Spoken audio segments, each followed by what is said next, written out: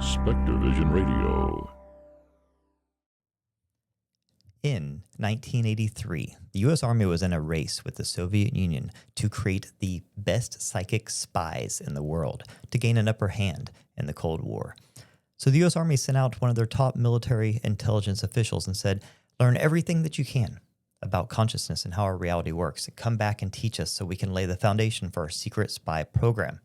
So they sent out Lieutenant Wayne McDonald on this assignment, and when he left Fort Meade, he never in a million years expected to discover what he discovered. He discovered that yes, consciousness is real. Yes, consciousness is fundamental. And yes, consciousness is separate, independent from our physical human body. But more than that we live inside of a holographic universe, and our brains are transducers, receivers of this signal. But through concentrated focus awareness, we can transcend this. We can alter our reality. We can manipulate and edit this world. On top of that, we can time travel. We can astral travel through different dimensions. We can have face-to-face interactions with non-human intelligences. On top of that, he discovered what we would call the human soul and what we would call God. And he came back, and the information he brought back changed not only him, but it changed the U.S. military, and it changed the entire world. Because this information was gatekept. It was classified for over 20 years. Until the early 2000s, it was quietly unclassified. And it slowly leaked out. And as it's leaked out, it has had a dramatic impact on the collective and how we see reality and our place in the universe. And this information is no longer secret. This information is right here in what's called the analysis and assessment of the gateway process. And I'm going to read it to you today. And it's going to blow your mind. So let's go.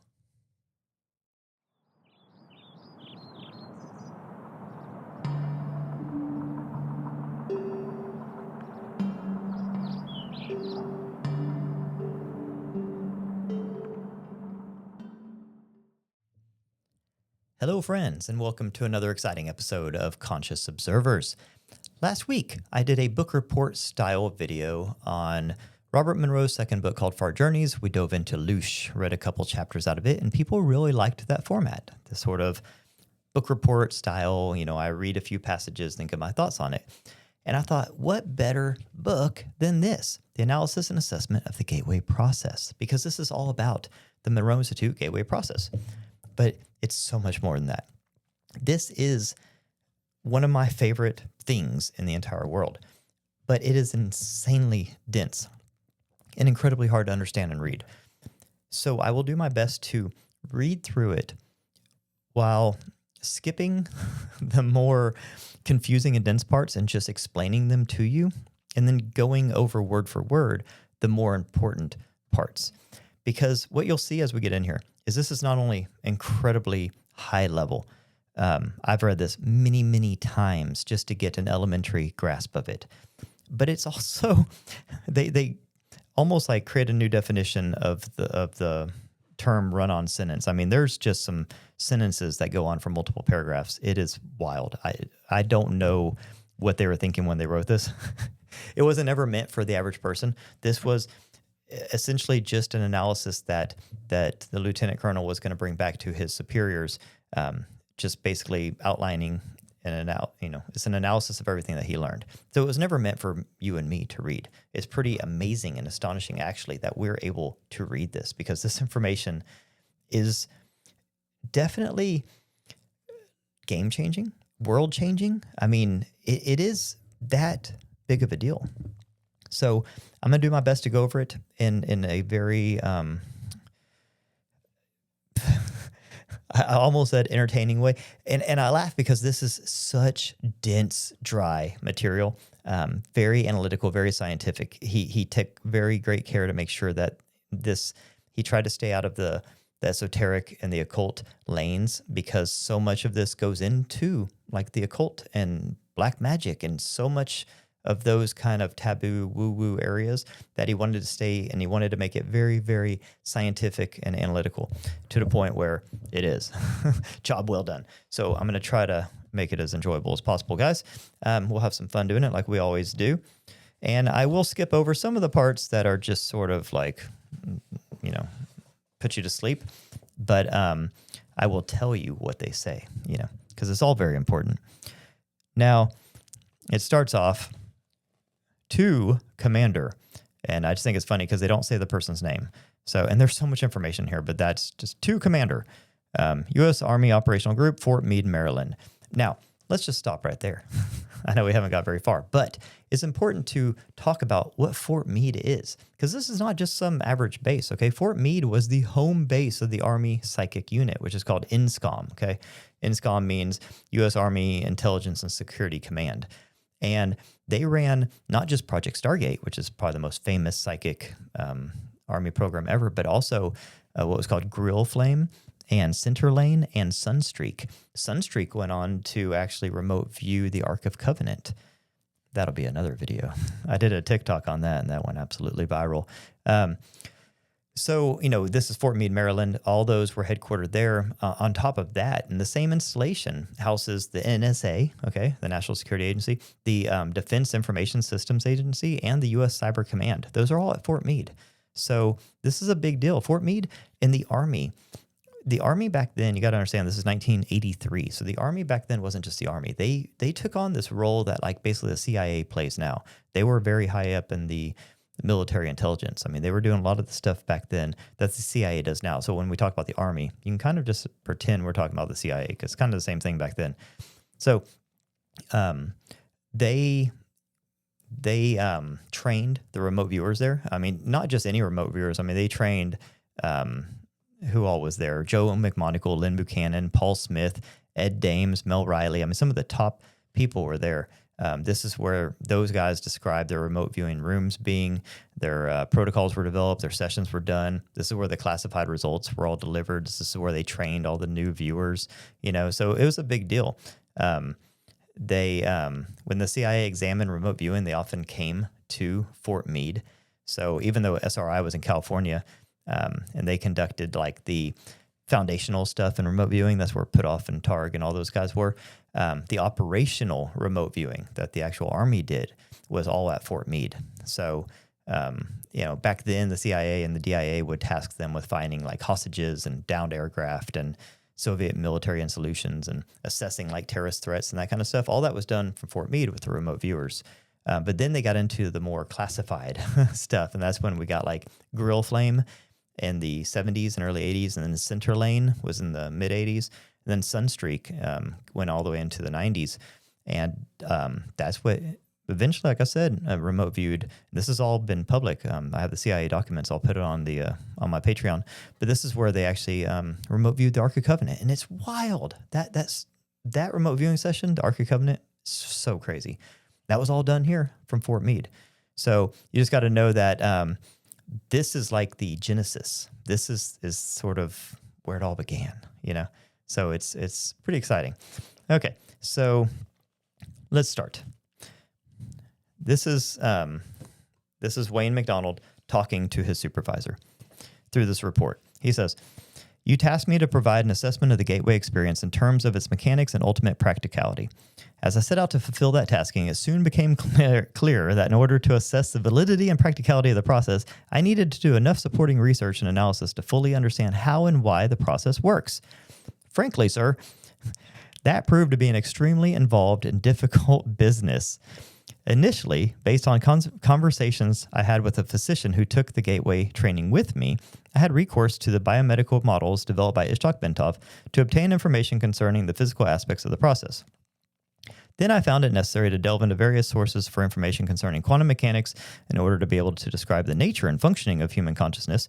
I had to be able to construct a scientifically valid and reasonably lucid model of how consciousness functions under the influence of the brain hemisphere synchronization techniques employed by Gateway. Once this was done, the next step involved recourse to theoretical physics in order to explain the character of time-space dimension and the means by which expanded human consciousness transcends it in achieving Gateway's objectives. Finally, I again found it necessary to use physics to bring the whole phenomenon of out-of-body states into the language of physical science, to remove the stigma of its occult connotations and put it in a frame of reference suited to objective assessment. So basically what he's saying there is he went to the Monroe Institute with a physician and took the training, and it worked, right? It just works. It works. I mean, it works so remarkably well. But then when you get out of it, you're like, holy shit, like, what does this mean? You know what I mean? Like, I left my body. I was able to remote view. Sometimes you get like amazing downloads and information from your higher self or from just reading the database, the Akashic record. All sorts of things happen. You have experiences like I did with non-human intelligences. And then you're left thinking, what does it mean and how did this work? So basically what he's saying is they sent him there to do this training and he did it. And then they want him to come back and tell them how it works. And he's like, I can't tell you how it works because I don't know. Like it's so wild. So he's like, I had to dive into like quantum physics and, like biofeedback and physiology. And I had to dive into all these things, learning about the psychology of the human mind and consciousness, just to be able to explain the gateway process to his superiors, because he can't just come back and say, here's what happened, because he has to have some context. And in doing so, he takes us through this wild journey. That's what this whole book is about, is his process of trying to grasp and understand what happened. And it's just mind-boggling where we end up going. I mean, it really is the craziest thing ever, So I'll skip over some of these parts because, this is just kind of his introduction to his commanders. But let's go to, this is where the actual assessment starts. So number 1 is introduction. So he says, in order to describe the Monroe Institute technique for achieving altered states of consciousness, which is the gateway experience. So just so you know, they sent him to the gateway or to the Monroe Institute because this is back in the early 80s and we're in a Cold War with Russia. We find out that Russia is developing these secret spies and that they have the ability to remote view, that so they can psychically come over here and see our confidential information and our secret bases and technologies and stuff. And our government started scrambling. They're freaking out. They're like, oh my God, if they can do that, what else can they do? And we can't defend against this. So they're like, we need to find the best people in America. They couldn't go outside of the country because it's not secure. They want to make sure they can control the situation. So they're like, go find who's the tip of the spear in America when it comes to consciousness research. And it was the Monroe Institute. It was Robert Monroe. So they went knocking on his door. And, I know people kind of, rake him over the coals for this, saying, Robert Monroe worked for the CIA and this kind of stuff. He worked with the government, right? Because you got to think, he's running this consciousness research institute. The government comes knocking and says, hey, we're in a war with Russia. They're developing this stuff. We need to too. We need your help. And he's supposed to say, no. I mean, what would you do in that situation? So he signed a contract with them. And I have the actual, this is part of the CIA papers that they released. And he said he would do one-on-one training at the Monroe Institute. They're going to send the Fort Meade officials to the Monroe Institute and train them. So the thing people need to realize is that when he trained them with the Gateway Voyage program, the same one that I took, the same one that thousands of people have taken. The program that he has, his residential program, is so powerful and so effective. It's not like he had some special military grade program for the military. Like the program he uses, the program that you can go there and take today, is the military grade program. That's how good it is. So they did get one-on-one training with him, and he did consult with them, but essentially they got the same treatment that we all get. They didn't get any, there was no, from what I can tell, nothing special was done except just the one-on-one working relationship. So it's important to understand that he did work with them because he was serving his country, but you can go and get this exact same training. Okay, so in order to describe the Monroe Institute technique for achieving altered states of consciousness involving brain hemisphere synchronization, or Hemi-Sync, that's what Hemi-Sync means, the most effective way to begin is to briefly profile the basic mechanics which underlay operation or related methods such as hypnosis, transcendental meditation, and biofeedback. It is easiest to effectively describe what Gateway is by beginning with a short description of those associated techniques that share some common aspects with the Gateway experience. Okay, so I'm going to skip over a lot of this. So the first one he talks about is hypnosis. Basically what he's saying is there's 3 things out there in the world that are similar to Gateway. Okay, so just to kind of create some context for his superiors. And they are hypnosis, transcendental meditation, and biofeedback. So he goes a little too in depth on all of them, so I'm going to skip over it for you guys. But hypnosis, he's basically saying that the way that hypnosis works is a technique that essentially puts your left brain to sleep. Okay, so you have a left brain and a right brain, left hemisphere, right hemisphere. Left hemisphere is logic and kind of reasoning, and it's more of the computer, and it passes information over to the right hemisphere. So your right hemisphere is a more holistic, part of your body, and it will believe whatever the left hemisphere tells it. So when the left hemisphere tells the right hemisphere something, the right hemisphere just does it. It says, okay, I trust you, I'm going to do it. Well, with hypnosis, what happens is you can essentially put that left brain to sleep in a sense, and you can pass information right over to the right brain, and the right brain will accept it. So this is why when people are in a hypnotic state, they're more suggestible and kind of programmable. You can get them to do things that they wouldn't normally do or think things they wouldn't normally think because it's passing right over the left brain. The left brain has been kind of put to sleep. It's been taken out of the equation in a sense. And this is what Gateway does too. So he's talking about that, how you can, like I could tell you your left leg is numb, and if you're hypnotized, then your left brain isn't going to filter that out, and it will go straight to your right brain. Then your right brain will release all of the biological, chemicals and sensations and all that kind of stuff that it needs to do for your body to feel like your left leg is numb, even though it has no reason to be numb. But it's just I've convinced it that it's numb, so now it must do the things to make it numb. So not only can you do this to do weird stuff like that, but you can do it to heal. You can do it to activate things within you, all sorts of things that you can do through hypnosis. Hypnosis is very powerful and is very, very therapeutic and effective. Self-hypnosis, because all hypnosis is essentially self-hypnosis. Self-hypnosis is very, very powerful because you can get yourself in this hypnotized type state, and then you can use autosuggestion to kind of program yourself, telling yourself good things, empowering things. It is a way to really restructure your neural pathways and get rid of like limiting beliefs and stuff like that. Obviously, people can use it for nefarious purposes as well. But he goes into what hypnosis is, very lengthy, because it's similar to how Gateway works. Then he goes into transcendental meditation. And he says, on the other hand, transcendental meditation works in a distinctly different fashion. In this technique, intense and protracted single-minded concentration on the process of drawing energy up the spinal cord ultimately results in what appears to be creation of acoustical standing waves in the cerebral ventricles, which are then conducted to the gray matter. Okay, I'll just skip over all that. Basically what he's saying with the transcendental meditation is that you draw up energy up your back through these visualizations and breathing techniques, and it creates a Kundalini type rising energy, which essentially activates all your chakras. It's kind of like going to a dark house and flipping on the light switches, and that, the result of that, activates things in your brain. And he goes on to note, although normally a period of meditation involving intense concentration practice for 5 years or some is required to bring up the Kundalini, right? Saying bring up, like to really have a Kundalini awakening, it would take a dedicated meditator 5 to 7 years to really perform a full Kundalini awakening.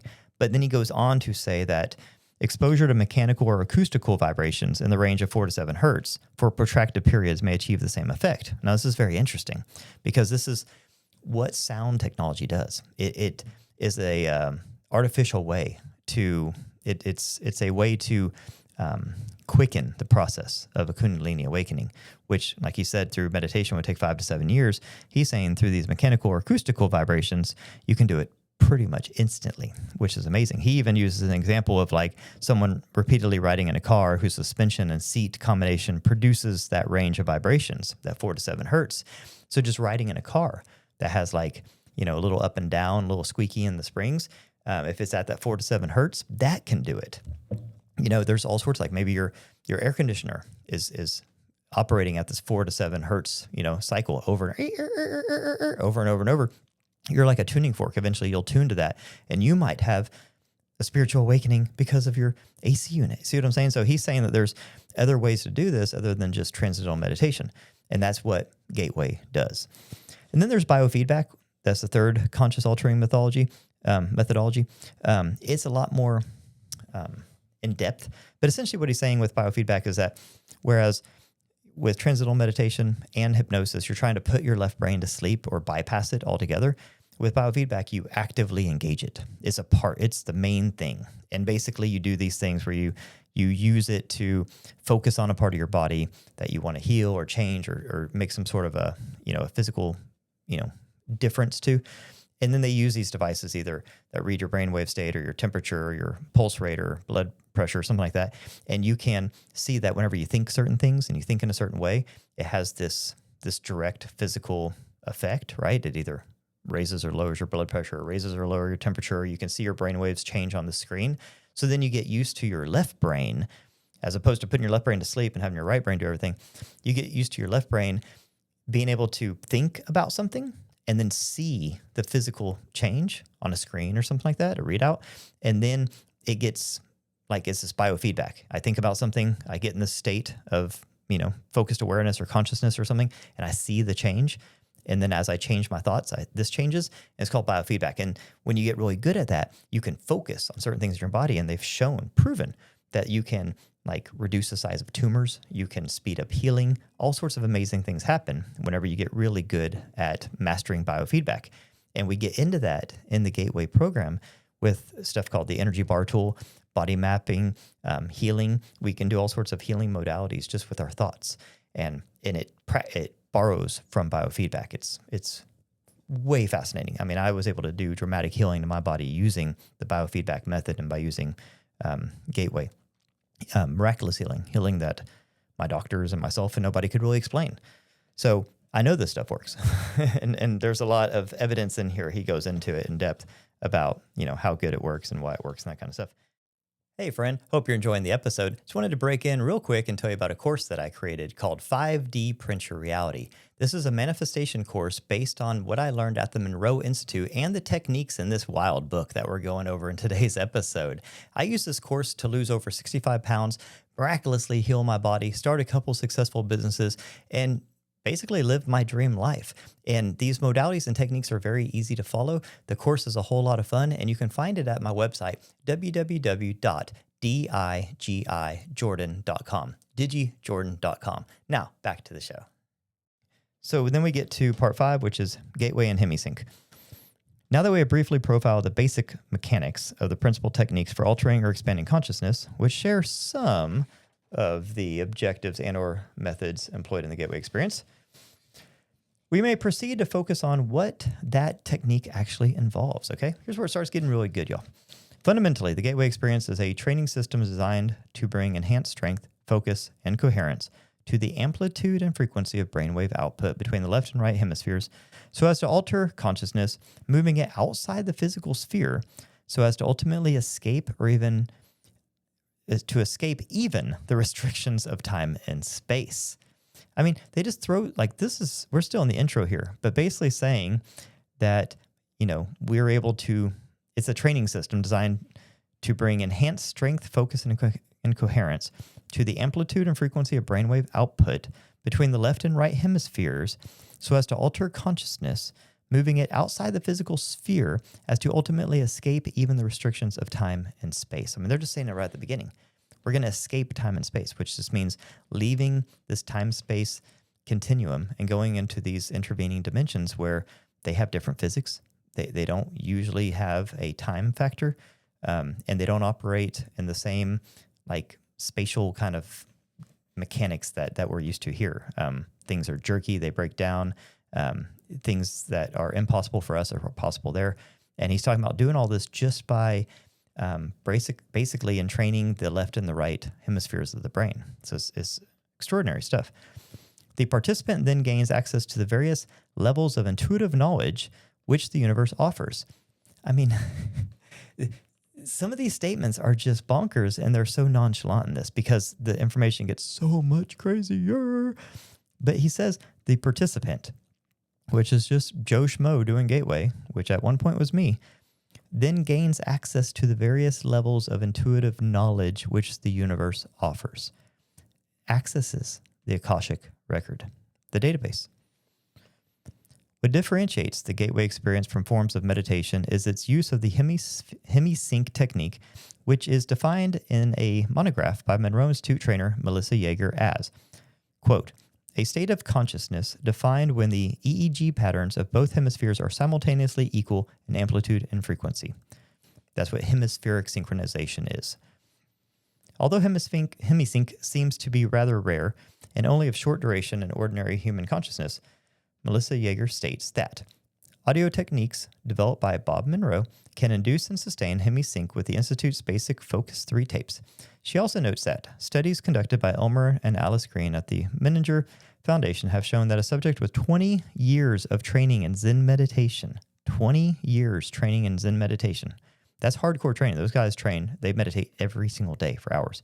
20 years of that could consistently establish Hemi-Sync at will, sustaining it for over 15 minutes.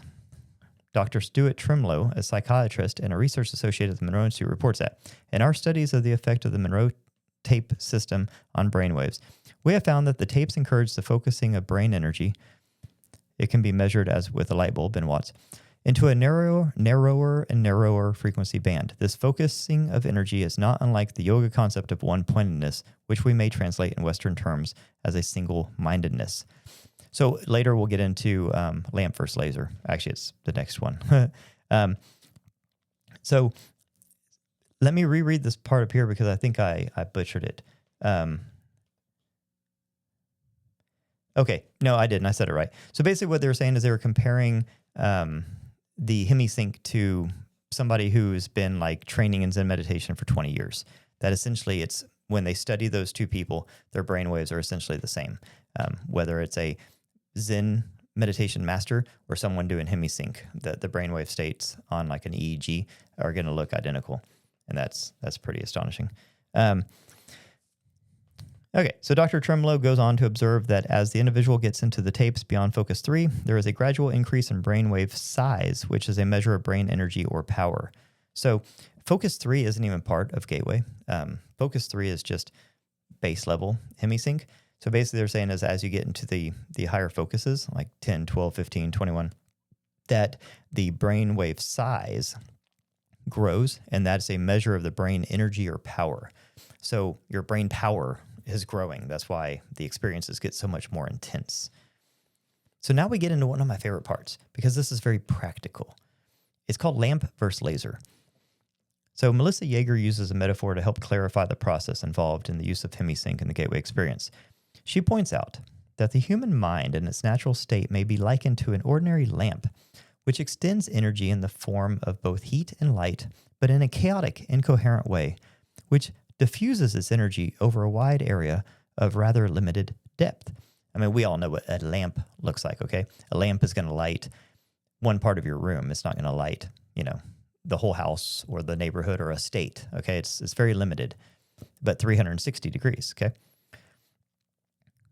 So, on the other hand, the human mind under the discipline of Hemi-Sync acts after the fashion of a laser beam, which produces a disciplined stream of light. The stream of energy is projected with total coherence of both frequency and amplitude, such that the surface area of a laser beam contains billions of times the concentrated energy found in a similar surface area on the sun. I mean, just dropping nonchalant bombs, man. I mean, that's crazy. So allow me to read that again. The stream of energy this is talking about how whenever I'll just go back to the beginning. On the other hand, the human mind under the discipline of Hemi-Sync. So the human mind, when under Hemi-Sync, acts after the fashion of a laser beam. So you're turning your mind from a lamp to a laser. The stream of energy is projected with the total coherence of both frequency and amplitude such that the surface area of a laser beam contains billions of times the concentrated energy found in a similar surface area on the sun. It's just wild. You can basically turn your mind, turn your thoughts into a coherent laser beam that has billions of times more energy, more power than that same surface size area, not of the entire sun. They're saying if you took that same surface size area of the sun, that your brain has more power than that when it's in this one-pointedness. Gateway assumes that once the frequency and amplitude of the human brain are rendered coherent, it is possible to begin accelerating both so that the human mind is soon resonating at even higher vibrational levels. The mind can then bring itself into synchronization with more sophisticated and rarefied energy levels in the universe. The mind, when operating at these increasingly rarefied levels, is assumed to be capable of processing the information thus received through the same fundamental matrix by which it makes sense of ordinary physical sensory input to achieve meaning in a cognitive context. I wasn't lying. I mean, reading this is like running a marathon with your brain, you know? I mean, it's, you know, I'm going to get through as much of it as I can tonight, but this is going to be a two-parter because my brain would melt out of my ears like butter, and I don't want to clean all that up. But basically what they're saying is that that whenever your brain is in this sort of coherent laser-like state, that you can access parts of the universe, parts of the universal hologram, they call it, that we can't normally operate. Because if you think about it, our brain as a lamp only reaches certain, so it goes 360 degrees, it goes out, but it only reaches out like, I don't know, maybe double my arm span, right? In human design, Ra Uru tells us that our aura is double our arm span. So you put your arms out both directions, twice that is your aura. You know, I kind of think that our lamp version of our brain, I mean, it doesn't even go out that when they put those skull caps on, they even have trouble reading the brain waves. But I think that the overall resonance goes out probably like how your aura does, but then it falls off. What they're saying is that whenever you have it coherent, like a laser, you can beam it out and you can reach these parts, these information parts of different dimensions, different parts of the universe, and you can retrieve information, you can interact, you can shoot your focused awareness there, which is what remote viewing and astral projection is, and you can go to these different places that way.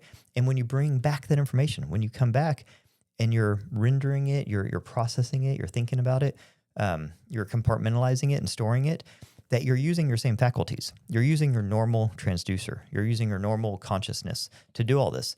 So it's not like, you know, you go out and you have these experiences and you come back and you're like, what was that?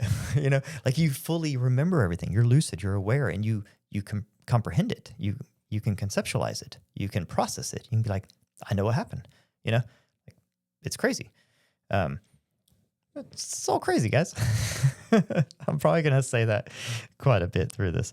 Let's continue. Such meaning is usually perceived visually in the form of symbols, but may also be perceived as astonishing flashes of holistic intuition, or even in the form of scenarios involving both visual and oral perception. The mechanics by which the mind exercises the consciousness function will be addressed in more detail later in this paper. Just going over, sometimes you see it in forms and symbols, and sometimes it's just like what they call astonishing flashes of holistic intuition. We would call that a download, but download doesn't sound as cool. I'm going to start calling it astonishing flashes of holistic intuition from now on. I'll be like, babe, I had an astonishing flash of holistic intuition just now. She'll be like, the fuck? I digress. Number 7, frequency following response. To achieve synchronization of brain hemispheres, the Hemi-Sync technique takes advantage of a phenomenon known as frequency following response, FFR, which means that if a subject hears a sound produced at a frequency which emulates one of those associated with the operation of the human brain, the brain will try to mimic the same frequency pattern by adjusting its brainwave output, essentially saying your brain's a tuning fork.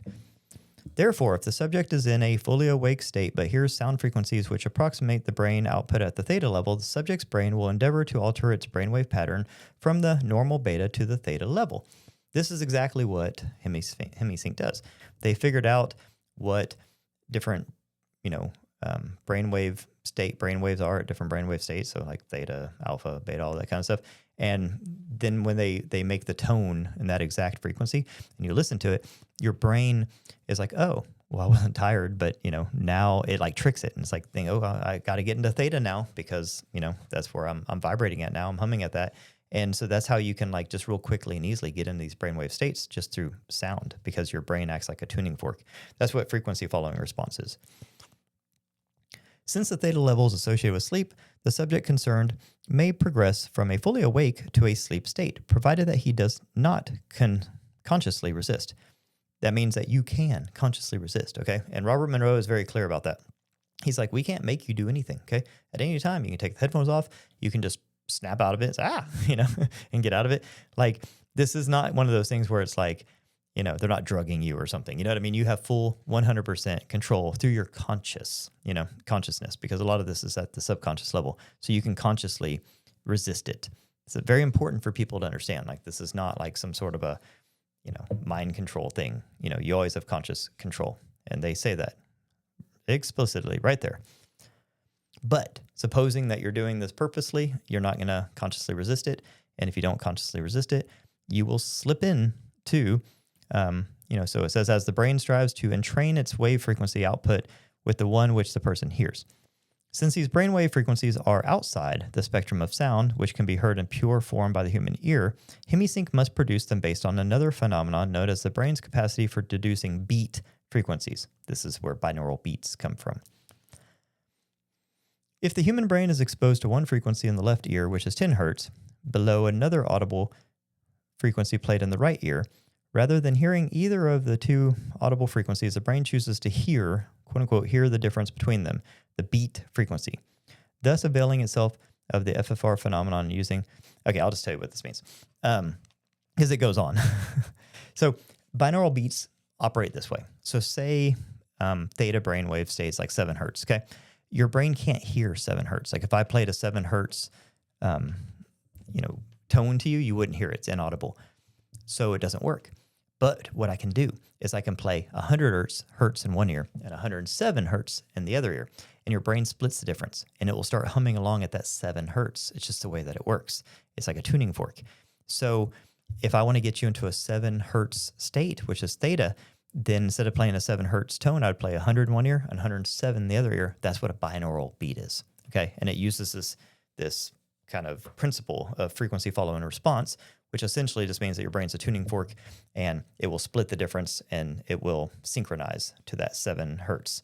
And now you're in a theta brainwave state, quick and easy, right? Just by listening to something, right? It's pretty cool. Okay, so yeah, I'll skip to the next section because that was basically what he said. He just said it in a very complicated way. Number 8, role of resonance.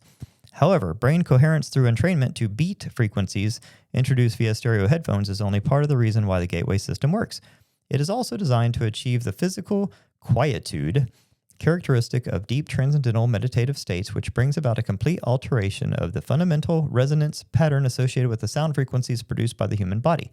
Yoga, Zen, or transcendental meditation, if practiced long enough, will produce a change in the sound frequency with which the human heart resonates throughout the entire body.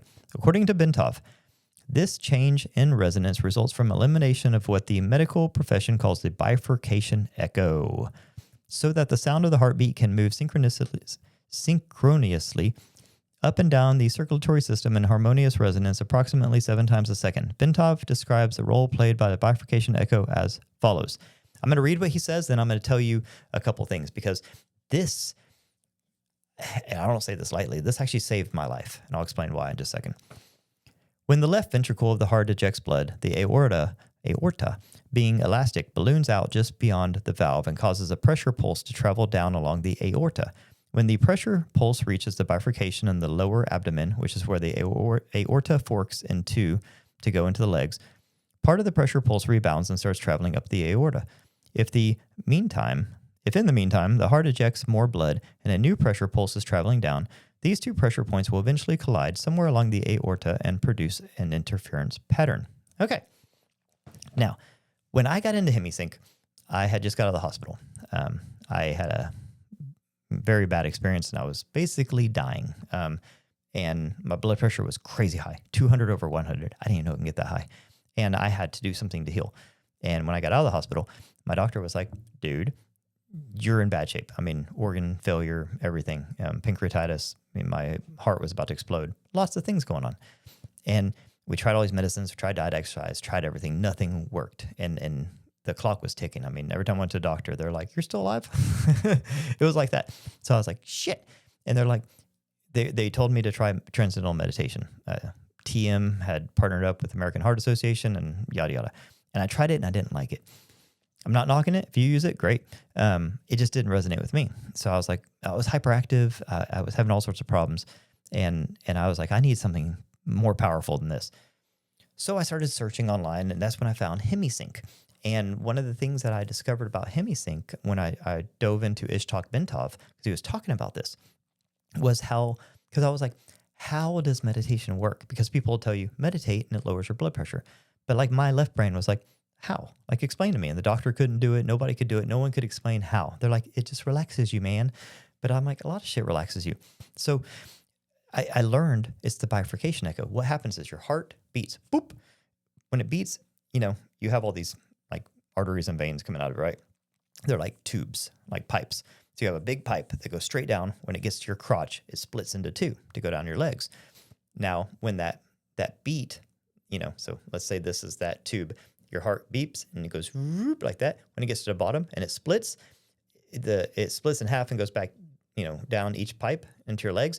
But part of it rebounds and comes back up. It's called that's the bifurcation echo. Now, when your heart beats again, another boop goes down. This part that's coming up hits that part going down, and when they collide, it creates this interference pattern. Now, that interference pattern is just like if you had like a still lake and you threw a rock into it. Okay, if you had a still lake and you threw a rock into it, cool, not a big deal. You're going to have one splash in the middle, and then the ripples going out. But what if you threw another rock over here, and then those ripples go out and they hit the other ripples? Then those ripples are going to make more ripples, right? It gets kind of wavy. That's an interference pattern. Now your heart is beating constantly and it's creating these interference patterns like crazy. Well, the more, like energy they have, the harder they hit, it creates like turbulence inside of your bloodstream. That turbulence in your bloodstream is what he calls the bifurcation echo. And that those interference patterns, they get your body in this decoherent state. It's creating like chaos inside of your body. When you meditate, it slows your heart rate and it lowers the intensity and the pressure with which those pulse rates travel. So whenever they do hit, if they even hit, sometimes when it goes down and it forks at your legs and it splits in both ways, it doesn't even send back that rebound. So there's nothing to hit the next one. So it doesn't have any sort of an interference pattern that's produced. And what happens is inside your body goes from like a rough ocean to like a still, calm lake. Now, that is when you get peace and coherence. When you get that peace and coherence, that's what they call resonance in this. And that resonance is what allows you to get in these altered states of consciousness, what allows you to get into this mindfulness states. It's what allows this like real true healing meditative state. It's what allows your central nervous system to reset. It's all the magic, all the magic. So finally I had an answer. Why does meditation work? Why does meditation calm you? Why does meditation lower your blood pressure? Because for me, it lowered it better than any drug, better than exercise. I was doing daily sauna, vegetarian, all the things. Like I did everything on the list and nothing worked. Taking all the drugs, diuretics, everything, nothing worked. And then I did this and it worked. I was like, why? This is why. Okay. So Ishtok Bentov is a brilliant man, but this resonance is a really important thing. They go on to say, by placing the body in a sleep-like state, the gateway tapes achieve the same goal as meditation, in that it places the body in such a profoundly relaxed state that the bifurcation echo slowly fades away as the heart lessens the force and frequency with which it pushes blood into the aorta. The result is a regular, rhythmic, sine wave pattern of sound, which echoes throughout the body and rises up into the head in sustained resonance. The amplitude of this sine wave pattern, when measured with a sensitive seismograph type instrument, is about 3 times the average of the sound volume produced by the heart when it is operating normally. So, awesome stuff. Number 9. Let me get a drink real quick. Hey, look at my cup. Monroe Institute. Even drinking out of their cups relaxes you. Nah, that's the herbal tea. Number 9, brain stimulation. Bentov's biomedical model shows that this resonance is of considerable importance since it is directly transmitted to and impacts upon the brain. The resulting vibration is received and transmitted into the brain itself via the fluid-filled third and left ventricles located above the brain stem. An electromagnetic pulse is then generated, which stimulates the brain to raise the amplitude and frequency of brainwave output, just as Dr. Tremlow observed in his research on the effects of the Hemi-Sync tapes. Also, the brain is contained in a tight membrane called the dura, which is, in turn, cushioned by a thin layer of fluid located between it and the skull. As the coherent resonance produced by the human heart in a state of profound relaxation releases the fluid layer surrounding the brain, it sets up a rhythmic pattern in which the brain moves up and down approximately 0.005 to 0.010 millimeters in a continuous pattern. The self-reinforcing character of resonant behavior accounts for the body's ability to sustain this movement despite the minimal level of energy involved. In this way, the entire body, based on its own micro-motion, functions as a tuned vibrational system which transfers energy in a range of between 6.8 and 7.5 hertz into the Earth's ionospheric cavity, which itself resonates at about 7 to 7.5 hertz. Of this process, Bentov states, holy shit, let me take a big breath first. But what they're saying, guys, it's freaking nuts, is that when you do this, your brain vibrates. And it vibrates in a way to where your entire body resonates with it. Your whole body turns into a tuning fork based on your brain vibration. And that it's called a micromotion, but basically your entire body just vibrates as one system, and it transfers energy into the Earth's ionospheric cavity. So your body becomes in tuned with the Earth, with the ionosphere. Okay? That's nuts. I mean, that's nuts. You're not out grounding or anything like that. You're sitting inside. You are tuning into your environment. You're tuning into the earth, into the atmosphere. Okay? They go on. Quote, this is occurring at a very long wavelength of about 40,000 km, or just about the perimeter of the planet. In other words, the signal from the movement of our bodies will travel around the world in about 1/7 of a second, through the electrostatic field in which we are embedded. Such a long wavelength knows no obstacles, and its strength does not attenuate much over large distances. Naturally, it will go through just about anything, metal, concrete, water, and the fields making up our bodies. It is the ideal medium for conveying a telepathic signal. Dude, I mean, come on. He's saying that the signal from our bodies will travel around the world in 1/7 of a second, and that nothing can stop it. Not metal, not water, not the fields making up our bodies. So 1/7 of a second. You know how short that is? Guess what? Let's count. It's over.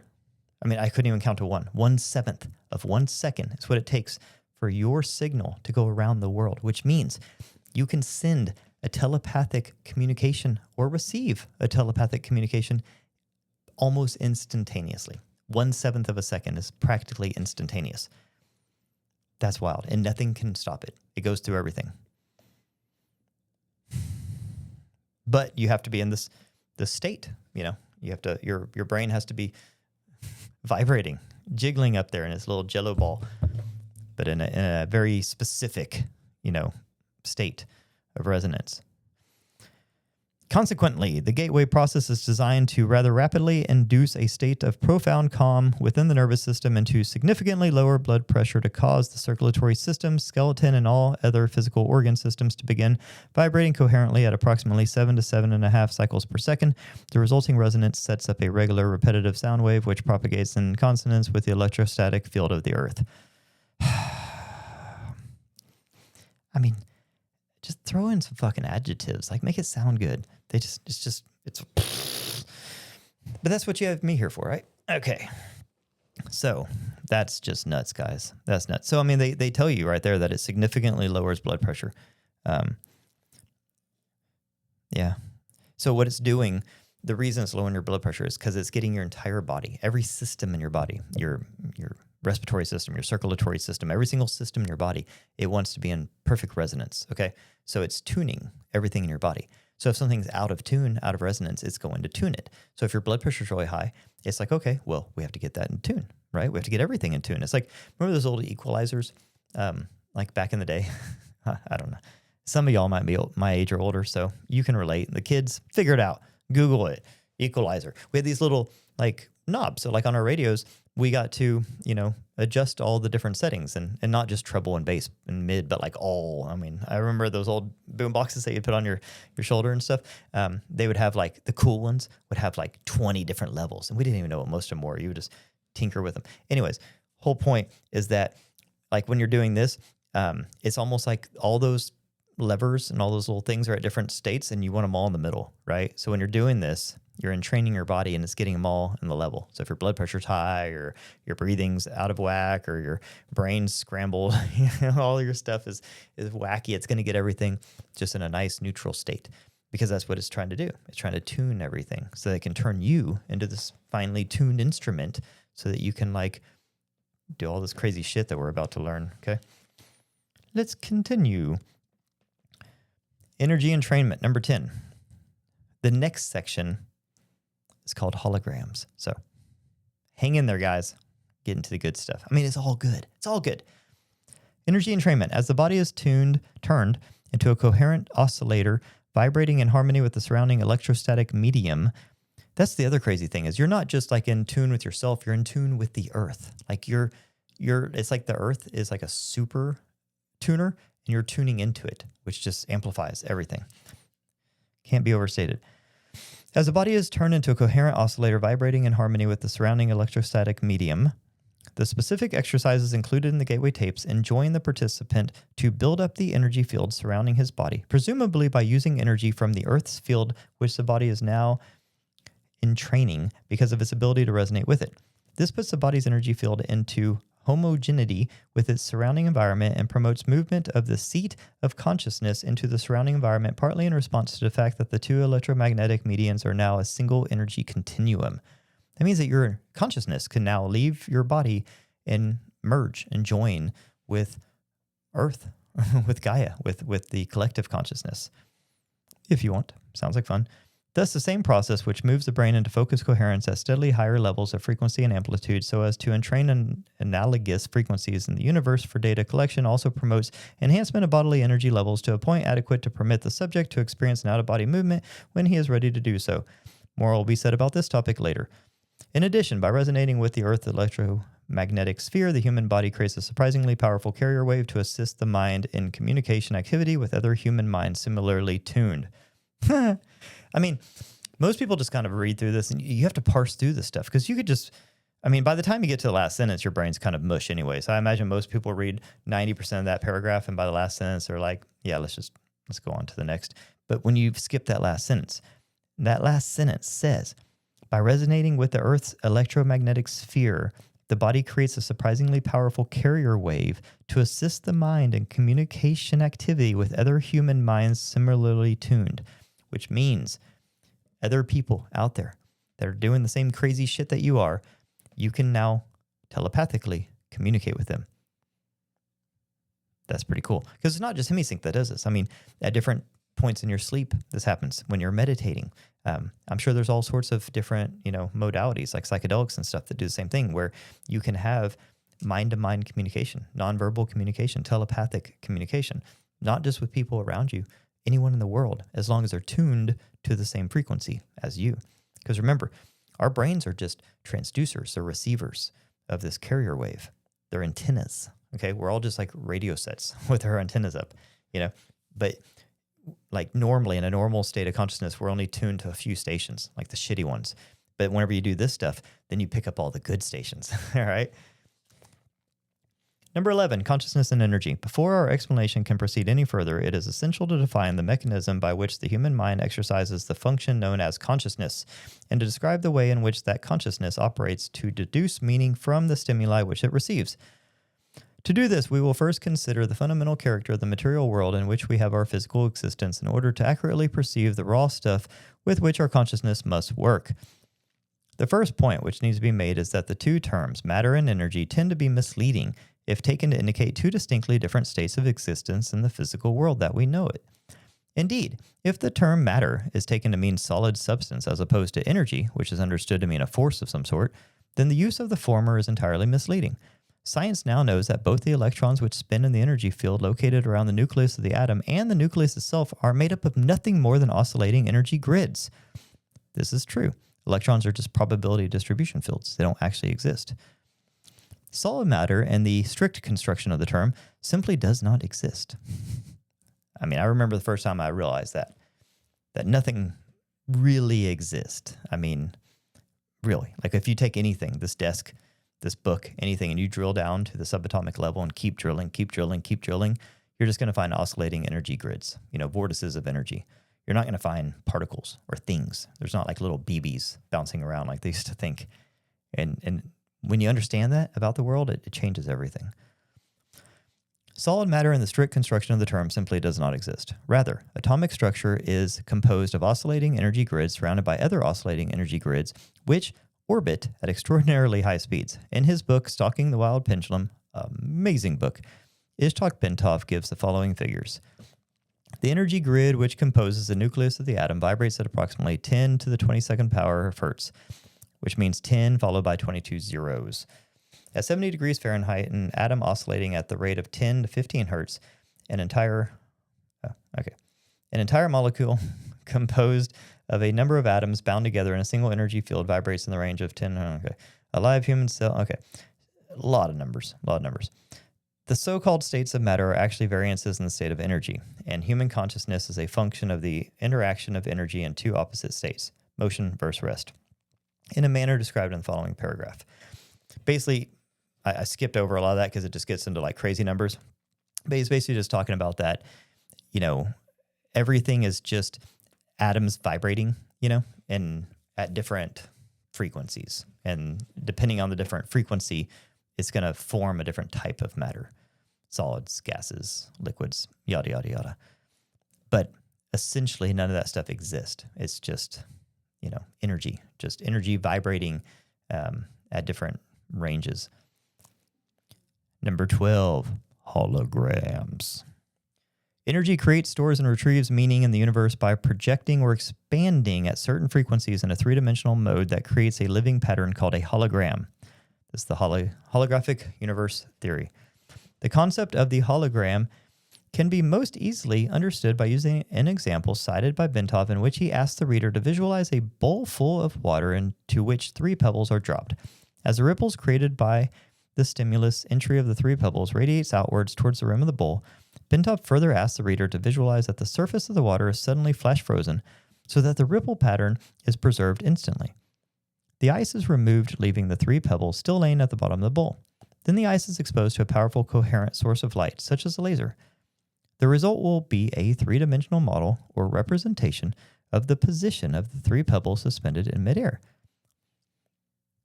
That's super interesting. Holograms are capable of encoding so much detail that, for example, it is possible to take a holographic projection of a glass of swamp water and view it under magnification to see small organisms not visible to the naked eye when the glass of water itself is examined. That's pretty cool. What they're saying is, say you had a glass of swamp water. I don't know why they use that as an example, but say you had a glass of swamp water and you were just looking at the glass of swamp water, the actual glass. There's going to be stuff in there, like little microscopic microbes and little things in there, right? That you're going to have a hard time seeing, or you're probably not going to see because they're imperceivable to the human eye. But you can create a holographic projection of that glass and be able to see things that you can't even see with the human eye. So it means that the holographic representation of the real thing actually gives you more detail than the real thing. So that's pretty cool. So it goes on. The whole concept of holography, despite its scientific implications, has only been known to the physicists since the underlying mathematical principles were worked out by Denis Gabor in 1947. He later won a Nobel Prize for this. Laboratory and demonstration of Gabor's work only occurred years later following invention of the laser. As biologist Lyell Watson explains, the purest kind of light available to us is that produced by a laser, which sends out a beam in which all the waves are of one frequency, like those made by an ideal pebble in a perfect pond. When 2 laser beams touch, they produce an interference pattern of light and dark ripples that can be recorded on a photographic plate. And if one of the beams, instead of coming directly from the laser, is reflected first off an object such as a human face, the resulting pattern will be very complex indeed, but it can still be recorded. The record will be a hologram of the face. That's pretty interesting. So if you had a holographic plate and a laser, and then say a person here, you could hit the laser off the person's face and reflect it back to the plate, and the plate will record the person's face as a holographic image on the plate. That's pretty crazy, right? And then like they tell you like the amount of detail. You're not talking about something fuzzy or vague. You're talking about it has so much detail. It'll have things in the holographic image that you can't even see if you're looking at the person's face. So they're breaking it all down because they're basically explaining if this is a holographic universe, it can be in exceptional detail and complexity. Like that's not hard for holograms to process and to store. So, number 13, the part encodes the whole. Of further importance is the fact that even if we dropped our frozen hologram of the ripple pattern on the floor and broke it into a number of pieces, each individual piece would recreate the entire holographic image all by itself. The smaller the piece, the fuzzier and more distorted. We're almost done, okay, with part one. Part one ends on the next page, okay? So hang in there. Sorry, I stopped myself. I saw my dog ear on the next page. And, it's like when you're at a movie sometimes and it just goes on forever, and it'd be nice if, like, at some point they're like, hey, don't worry, it's wrapping up soon. I saw that dog ear, and I was like, I can feel your brain screaming right now. So I thought I would just give it a little bit of peace of mind.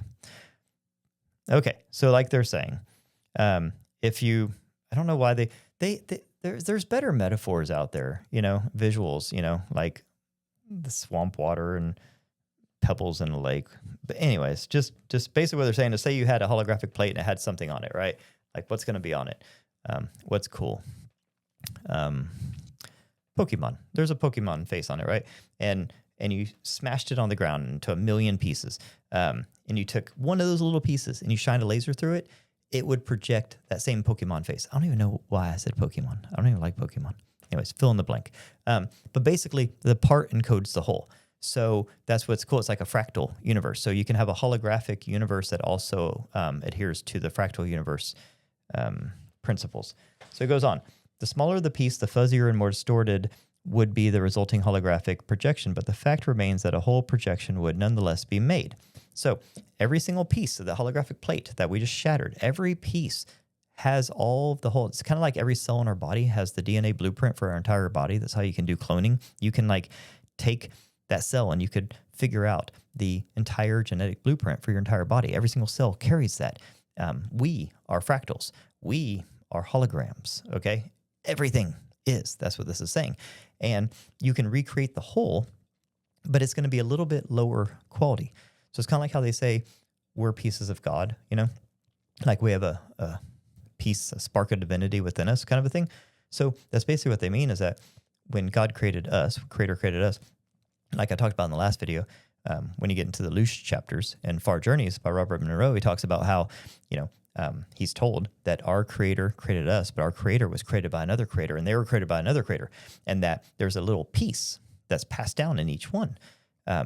And that's why we have this connection within us to our source creator, and our source creator has a connection to its source creator.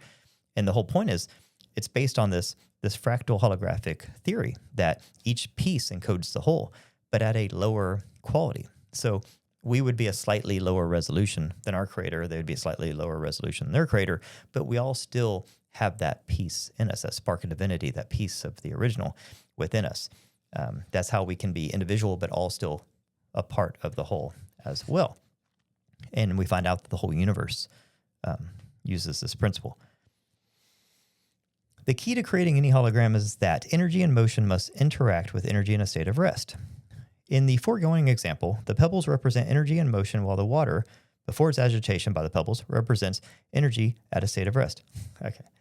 Sorry. That's why they use the pebbles in the lake metaphor. Now I see. It's boring, but it makes sense. It's a very apt metaphor. You guys were right. Don't listen to me. Let's continue.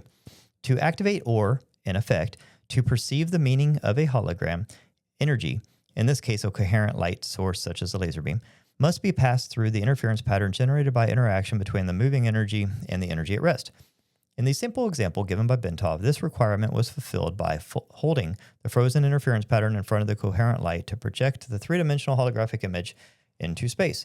As Marilyn Ferguson, editor of the Brain Mind Bulletin, tells us, another feature of a hologram, its efficiency. I think that should say is efficiency. Another feature of a hologram is efficiency. Billions of bits of information can be stored in a tiny space. The pattern of the holographic photograph is stored everywhere on the plate. Okay, they have it. It's wonky the way they have it written. Let's read that again. Another feature of a hologram is efficiency. Billions of bits of information can be stored in a tiny space. The pattern of the holographic photograph is stored everywhere on the plate. So essentially they're saying holograms can have immense complexity and detail, and billions of bits of information can be stored in a very teeny tiny space. So that's how our universe can be so vast, so complex, and also, seemingly works. You know what I mean? Like it doesn't lag. It doesn't glitch out very often. 14, the consciousness matrix.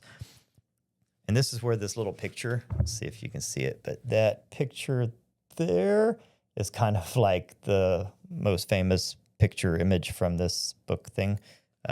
You see it on all. I'll probably use it on my thumbnail, as a matter of fact, just because I want to be cool like everyone else has done one of these.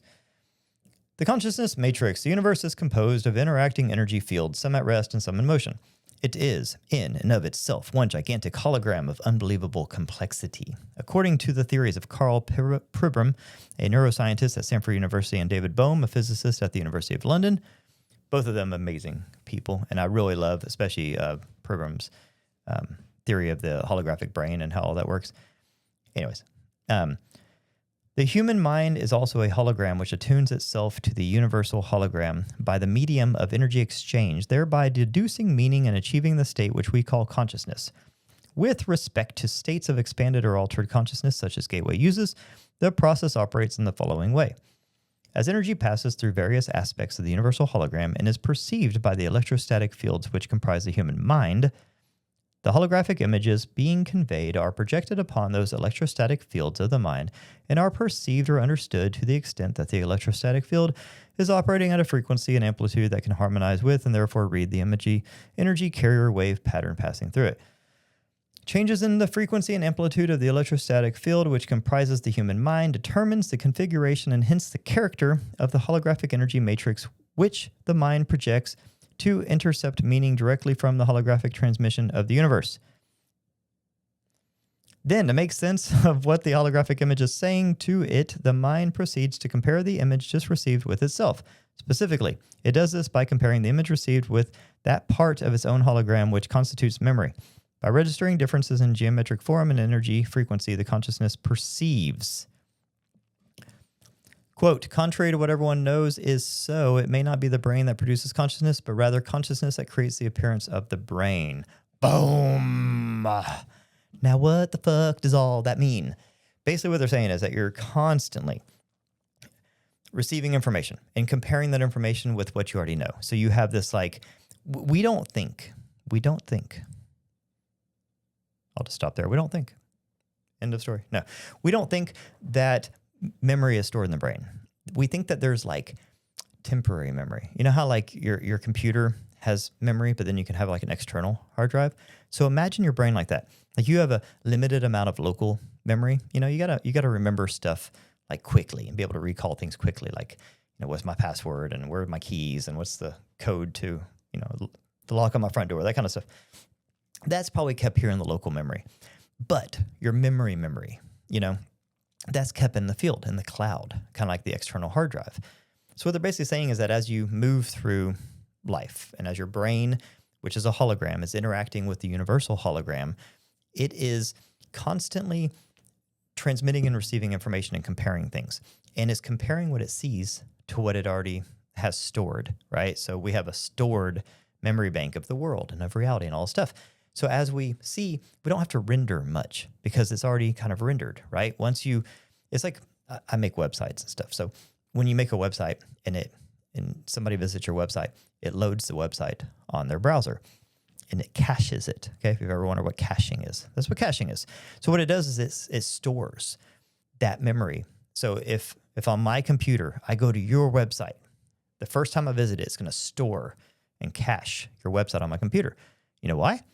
so that next time I go to your website, it doesn't have to load all that. It's already cached, right? It doesn't have to load the entire thing. It just has to see what's been added, what's new. So what it does is it compares what it already has with the code that it's receiving. And it says either, okay, the code's the exact same, nothing's changed, cool, I'll just load my cached pages, I don't have to do any work. Or it says, okay, 99% of it is the same, but they changed this one thing, so I'm just going to load that. And it loads that. Maybe you changed a picture, right? Maybe you got some new headshots done. You look really good. And it's going to load those new headshots. Boom. Now my new headshots are loaded, right? I can see your new headshots, but everything else was the same, right? So it just makes everything a lot quicker and easier. So it doesn't have to reload and re-render everything every time. That's how caching works on a website. That's how reality works. That's how our brains, which are hologram, work when reading the universal hologram.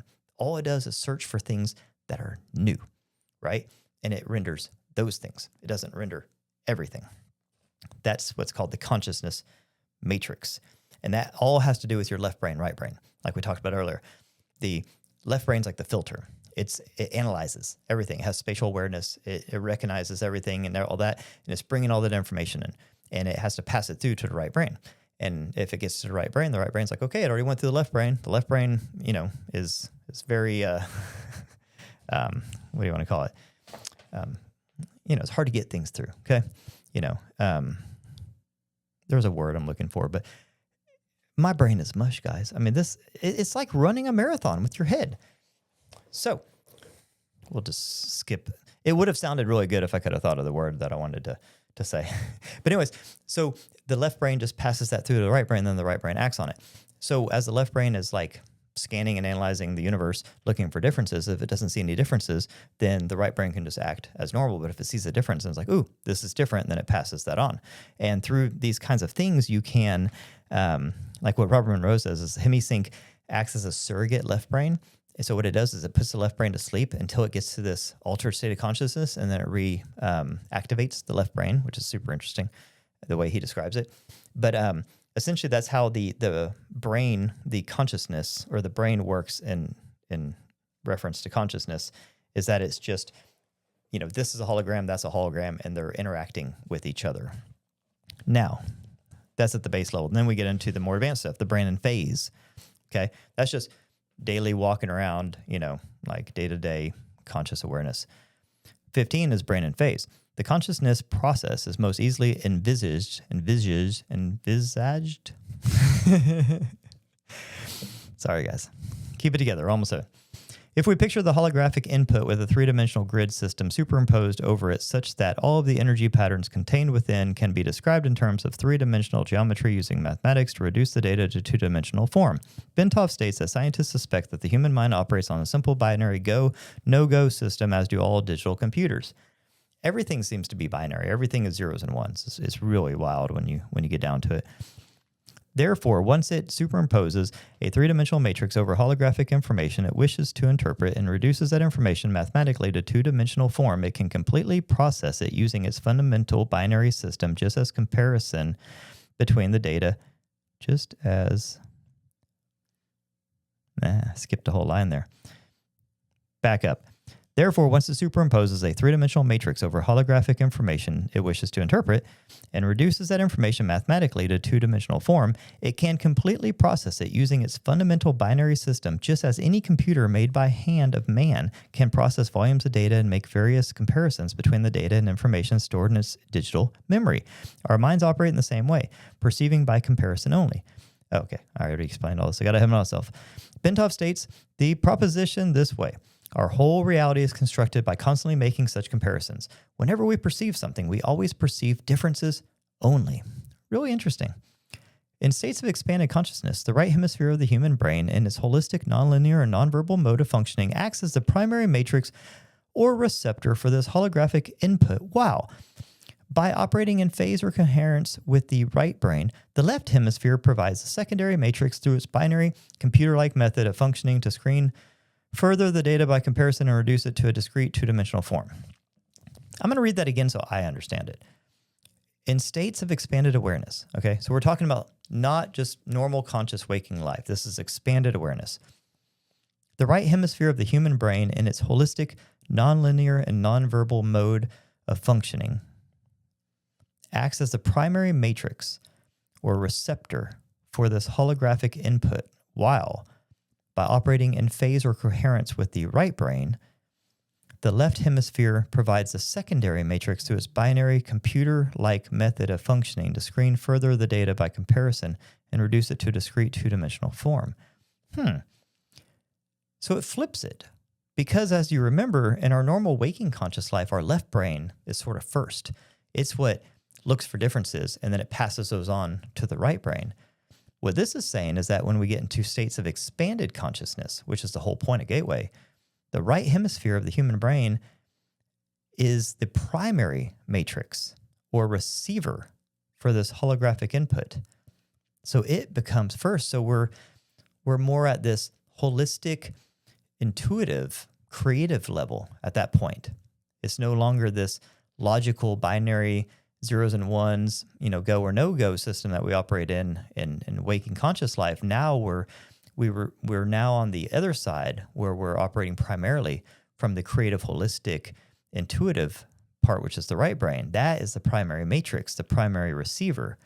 And then it passes that over to the left brain and allows the left brain to, at that point, run it through its binary computer-like method. It reduces it to the two-dimensional form, basically just to satisfy and to store that data, so that when we come back to normal waking consciousness, we can make sense of everything that we did. That's wild. I never realized that. So we totally flip from left brain dominant to right brain dominant when we get into the expanded states of consciousness. Continue on. Number 16, evaluation. To the extent that Gateway succeeds in bringing about a refinement in the energy matrix of the mind, it succeeds in expanding or altering human consciousness so that it can perceive without recourse to the intercession of the physical senses, such that ever more of the universal hologram, parentheses, not, of course, accessible by sense perception, can ultimately be perceived and understood. Marilyn Ferguson has written that the theories of Pribram and Bohm appear to account for all transcendental experience, paranormal events, and even normal perception oddities. She goes on to say of Pribram, currently he is proposing a startling, all-encompassing model that is generating considerable excitement among those intrigued by the mysteries of human consciousness. His holographic model marries brain research to theoretical physics. It accounts for normal perception and simultaneously takes the paranormal and transcendental experiences out of the supernatural by explaining them as part of nature. Like certain strange discoveries of quantum physics, the radical reorientation of this theory suddenly makes sense of paradoxical sayings of mystics throughout our ages. Yeah. So basically saying that all the stuff that we call mystical, magical, paranormal can be explained in this. Because essentially when our right brain goes into these expanded states of consciousness, it sees things and operates differently. It sees things in more of a symbolic way. It sees things in more of a dreamlike state, less of a logical, binary state. And then we have those experiences and we bring them back and we interpret them. And our left brain has to kind of make sense of it and compare it to things that we're used to seeing. Because remember, our reality is constructed of just comparing what we're seeing and experiencing to what we already know. I think that's why when people have these altered states of consciousness and they come back, the things that they describe, it's like their left brain has to then compare it to things they know, and it can't. So it finds similar things, and it might just slap that on it and be like, oh, it's an alien, or oh, it's a ghost, or oh, it's a whatever. Or, it distorts it in some way because it has trouble. It's kind of like trying to describe your dreams, It's crystal clear in your head, and you try to describe it, and you sound like a psychopath. It sounds like it's kind of like that because it's trying to compare, your left brain trying to compare it to things it knows, and it doesn't know any of these things. So it's not used to operating in this reverse way where the right brain is feeding it information. So I think that's why, that's what they're saying is that like things that we call paranormal are normal. They just are getting all distorted and out of whack because we're operating in a reverse, like brain flow system. I continue. 17, self-cognition. To complete our outline of the process by which the mind achieves and exercises consciousness, we must also describe the mechanism which accounts for the aspect of human thought that differentiates it from the consciousness of plants or animals, i.e., self-cognition. Humans not only know, but they know that they know. They are able to monitor the process of their own thinking and maintain an awareness of it. Moreover, they can conduct a comparative assessment evaluating the functioning of their thought process against various objective standards that they have adopted. Human consciousness can do this because it has the capacity to duplicate aspects of its own hologram, project them out, perceive that projection, put it through comparison with the memory aspect, where its evaluation standards and measures are stored, of its own hologram, and measure or sense the differences using three-dimensional geometry and then binary go-no-go pulse to yield verbal cognition about the self. Okay, that is the end of this part. So basically what it's saying is that this is really fascinating. So it's saying that what makes us different than plants and animals is that we know, but we know that we know. And the reason it's saying that is that we can actually project ourselves out. You know, imagine like I tell you to imagine yourself on a beach, okay? Imagine yourself on a beach. That's not torture. Do it. Imagine yourself on a beach. There you are. You're laying on a beach. You can actually kind of imagine what it feels like. You can, if I got you in a meditative state, I could have you imagining the sun hitting your skin and you might even feel warm, right? Now that's you projecting the holographic image of you into this holographic situation that you're not at and actually having feelings. This is how like arousal works. You know, you can think about something that's stimulating and arouse yourself. So you can project your hologram to other places and run simulations and stuff like that. So you know who you are. You have self-awareness. You also know how to project yourself, and you know how to do these things. We just do it intuitively and naturally. We don't think that that's amazing. But animals and plants and things like that don't do this. So that self-cognition part is a very important part that separates the human consciousness from other, conscious entities. And here's something funny I'll leave you with. That's the end of part 1. Okay? Part 2 starts with time-space dimension. And the first line is hilarious. Hilarious. It says, up to this point, our discussion of the gateway process has been relatively simple and easy to follow. Yeah. Tell me what you think in the comments. Has it been relatively simple and easy to follow? Hasn't even been relatively easy to read. But we did it, guys. That is part 1 of the analysis and assessment of the gateway process. And it gets so crazy. I cannot wait to do part 2, but I have to give my brain and my computer a break. So process all that. Probably need to watch it again. And please leave me a comment. Let me know what you think about all this.